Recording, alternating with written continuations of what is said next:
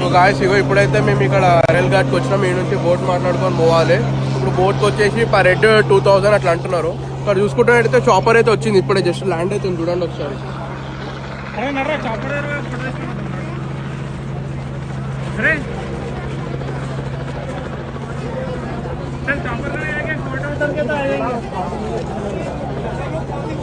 So chopper అయితే అక్కడ ఉన్నాయన్నమాట, ల్యాండింగ్ అవుతున్నాయి చాపర్. ఇగో ఇక్కడ మీకు చూపిస్తాను.